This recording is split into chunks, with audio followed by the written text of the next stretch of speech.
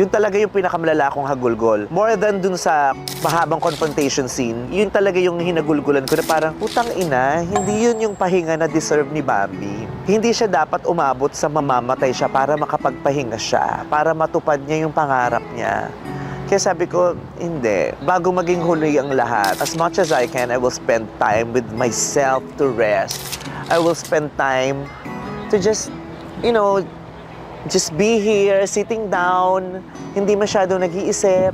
Tapos ini-enjoy yung ganitong mga kagandahang nilikha ng Diyos, di ba? Yung hangin, yung dagat, yung mga ganitong kapaligiran, di ba? Kailangan ko itong ma-enjoy, di ba? Magsuspend man ako ng malaking pera, I don't mind. Kasi pinagtrabahuhan ko naman na to eh, di ba? Parang mahigit ilang dekada na akong walang huhumpay sa pagtatrabaho para makaipon. At ngayon nakaipon na ako, i-enjoy ko na to. Itong ganitong pakiramdam, di ba? Parang deserve ko to.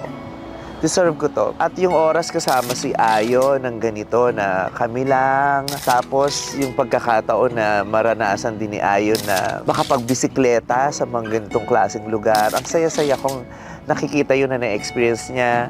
Yung pagkakataon na makita ko yung nanay ko na experience to, yung mga kapatid ko, yung mga pamangkin ko, yung mga kaibigan ko. Ang sarap sa pakiramdam. Ito yung moment na kailangan ko nang ma-experience at ma-enjoy yung fruits of my labor. Yes, we have to be working hard. We have to hustle.